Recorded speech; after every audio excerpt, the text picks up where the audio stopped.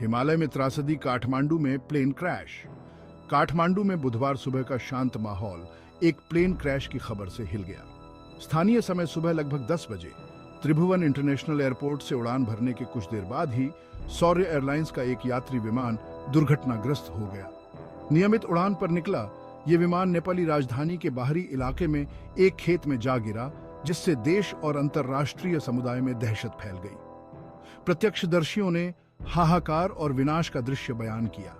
टक्कर से बहरा कर देने वाली आवाज आई और उसके बाद काले धुएं का एक गुब्बार आसमान में उठता दिखाई दिया। आपातकालीन सेवाएं घटनास्थल के लिए रवाना हुईं। शहर की भीड़-भाड़ वाली सड़कों पर उनके सायरन गूंज रहे थे।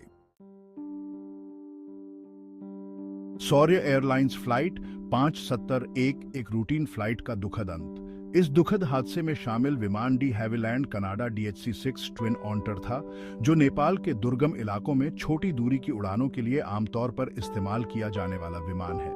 घरेलू विमान सेवा शौर्य एयरलाइंस द्वारा संचालित यह विमान पश्चिमी नेपाल के एक शहर पोखरा के लिए एक नियमित उड़ान पर रवाना हुआ था।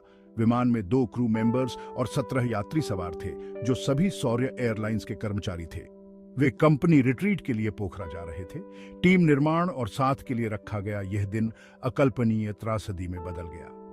केवल 20 मिनट चलने वाली यह उड़ान दुखद रूप से समय से पहले ही समाप्त हो गई, जिससे दुख और अनुत्तरित प्रश्नों का सिलसिला शुरू हो गया।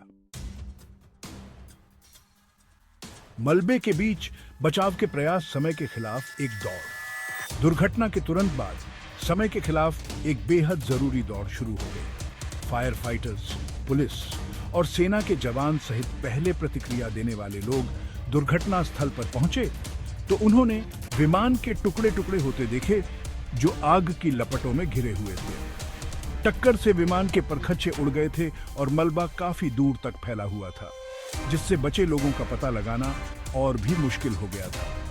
अपने साहसिक प्रयासों के बावजूद तीव्र गर्मी और आग की लपटों ने बचाव कार्य में बाधा डाली। जैसे ही आग पर काबू पाया गया, घटनास्थल पर निराशा छा गई। दुखद रूप से कोई भी जिंदा नहीं बचा था। दुर्भाग्यपूर्ण उड़ान में सवार 18 लोगों की मौत हादसे में हो गई। नेपाल का प्लानिंग उद्योग त्रासदी से भरा इतिहास। यह ताजा प्लानिंग आपदा नेपाल के प्लानिंग उद्योग पर एक काला साया डालती है। एक ऐसा उद्योग जो लंबे समय से सुरक्षा चिंताओं से जूझ रहा है। पहाड़ी इलाका, अप्रत्याशित मौसम के साथ साथ सीमित बुनियादी ढांचा नेपाल में प्लानिंग के लिए काफी चुनौतियां पेश करता है। ये कारक नियामक निरीक्षण और पायलट प्रशिक्षण को लेकर चिंताओं के साथ मिलकर एक परेशान करने वाले सुरक्षा रिकॉर्ड का कारण बने हैं। हाल के वर्षों में नेपाल ने पर्यटन और दूर दराज के समुदायों को जोड़ने की आवश्यकता के कारण हवाई यात्रा में तेजी देखी है। हालांकि इस वृद्धि से आर्थिक लाभ हुआ है, लेकिन इसने देश के प्लानिंग बुनियादी ढांचे पर भी दबाव बनाया है और इस बारे में चिंताएं पैदा की हैं कि क्या सुरक्षा उपायों ने गति पकड़ी है। हिमालय की छाया में उड़ान एक चुनौतीपूर्ण चुनौती। नेपाल का लुभावना हिमालयी दृश्य, जो पर्यटकों और साहसी लोगों के लिए एक आकर्षण का केंद्र है, पायलटों के लिए जबरदस्त चुनौतियां पेश करता है। ऊंची चोटियां, संकीर्ण घाटियां और तेजी से बदलते मौसम ने नेपाल को दुनिया की सबसे कठिन उड़ान स्थितियों में से एक बना दिया है। लुकला जैसे ऊंचे स्थानों पर स्थित हवाई अड्डों पर उड़ान भरना और उतरना, जो माउंट एवरेस्ट का प्रवेश द्वार है, विशेष रूप से खतरनाक है, जिसके लिए असाधारण कौशल और अनुभव की आवश्यकता होती है। ज्यादा ऊंचाई पर हवा पतली होने से विमान का प्रदर्शन कम हो जाता है, जिससे गलती की गुंजाइश नहीं रहती। इन खतरनाक आसमानों में उड़ान भरने वाले पायलटों को तेज हवाओं, हवा के झोंकों और अचानक मौसम में बदलाव के जोखिम का सामना करना पड़ता है।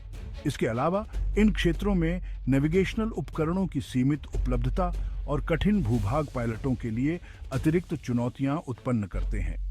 इन सभी कारकों के कारण हिमालय के ऊपर उड़ान भरना एक ऐसा कार्य है जो केवल सबसे अनुभवी और साहसी पायलट ही कर सकते हैं। यूरोपीय संघ का प्रतिबंध सुरक्षा चिंताओं की एक कड़ी याद दिलाता है। यह घटना हमें यह सोचने पर मजबूर करती है कि विमानन सुरक्षा में सुधार के लिए और क्या किया जा सकता है। नेपाल के विमानन उद्योग को लेकर सुरक्षा संबंधी चिंताओं पर अंतर्राष्ट्रीय समुदाय ने ध्यान नहीं दिया है। यह अनदेखी कई वर्षों से चली आ रही है, जिससे कई दुर्घटनाएं हुई हैं। 2013 में यूरोपीय संघ ने नेपाल की विमान सुरक्षा निगरानी पर चिंताओं का हवाला देते हुए अपने हवाई क्षेत्र से सभी नेपाली एयरलाइनों पर प्रतिबंध लगा दिया था। यह निर्णय नेपाल के विमानन उद्योग के लिए एक बड़ा झटका था। यह प्रतिबंध, जो आज भी लागू है, ने नेपाल के विमानन उद्योग को एक बड़ा झटका दिया है, जिससे यूरोपीय बाजारों तक इसकी पहुंच सीमित हो गई है और इसकी प्रतिष्ठा धूमिल हुई है। इस प्रतिबंध ने नेपाल की अर्थव्यवस्था पर भी गहरा प्रभाव डाला है। यूरोपीय संघ का निर्णय कई कारकों पर आधारित था, जिसमें नेपाल के नियामक ढांचे, पायलट प्रशिक्षण मानकों और एक स्वतंत्र दुर्घटना जांच निकाय की कमी के बारे में चिंताएं शामिल हैं। इन कारकों ने नेपाल की विमानन सुरक्षा को कमजोर बना दिया है, जबकि नेपाल ने अपने विमानन प्राधिकरण के पुनर्गठन सहित इन चिंताओं को दूर करने के लिए कदम उठाए हैं।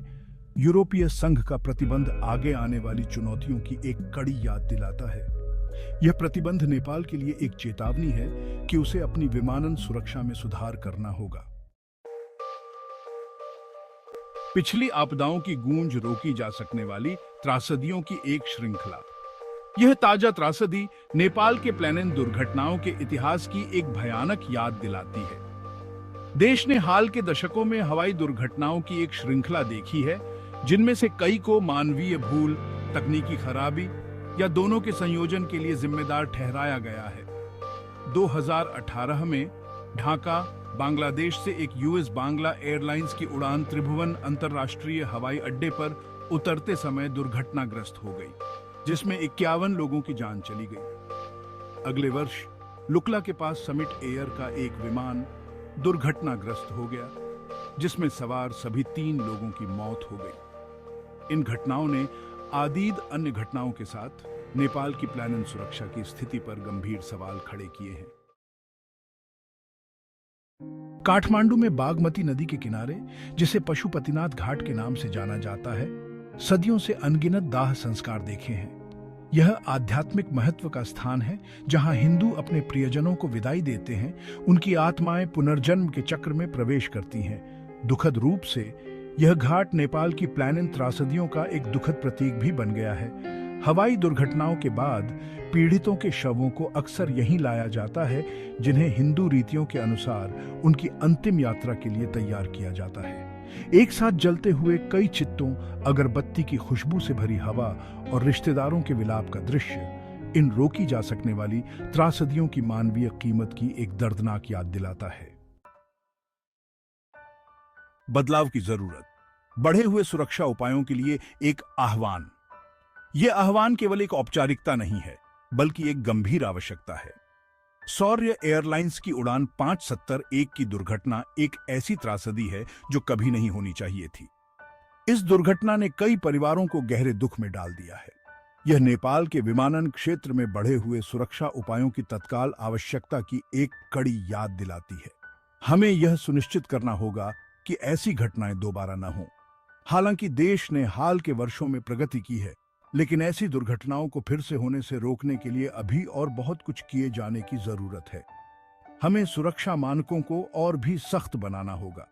नियामक निरीक्षण को मजबूत करना, पायलट प्रशिक्षण में सुधार करना, आधुनिक नेविगेशन और संचार उपकरणों में निवेश करना और उद्योग के भीतर सुरक्षा की संस्कृति को बढ़ावा देना महत्वपूर्ण कदम है, जिन्हें उठाने की जरूरत है। यह केवल एक शुरुआत है, हमें निरंतर प्रयास करने होंगे। नेपाल के विमानन सुरक्षा रिकॉर्ड को बेहतर बनाने के प्रयासों का समर्थन करने के लिए यूरोपीय संघ के प्रतिबंध को हटाने सहित अंतर्राष्ट्रीय सहयोग भी जरूरी है। यह सहयोग न केवल नेपाल के लिए, बल्कि वैश्विक विमानन सुरक्षा के लिए भी महत्वपूर्ण है। पीड़ितों को याद करते हुए एक राष्ट्र शोक मनाता है। जैसे ही नेपाल इस ताजा विमानन आपदा के बाद जूझ रहा है, राष्ट्र 18 लोगों के प्राणों के नुकसान पर शोक मनाता है। पीड़ितों में पायलट, फ्लाइट अटेंडेंट, इंजीनियर और ग्राउंड स्टाफ शामिल थे, जो सभी अपने पेशे के प्रति अपने समर्पण और लोगों और समुदायों को जोड़ने की अपनी प्रतिबद्धता से एकजुट थे। उनकी अकाल मृत्यु ने उनके परिवारों, दोस्तों और साथियों के जीवन में एक खालीपन छोड़ दिया है। जैसे ही जांचकर्ता दुर्घटना का कारण निर्धारित करने के लिए अथक प्रयास कर रहे हैं, राष्ट्र दुहक में एकजुट है, पीड़ितों को याद कर रहा है और एक ऐसे भविष्य की मांग कर रहा है जहां ऐसी त्रासदियों को इतिहास की किताबों में दर्ज कर दिया जाए।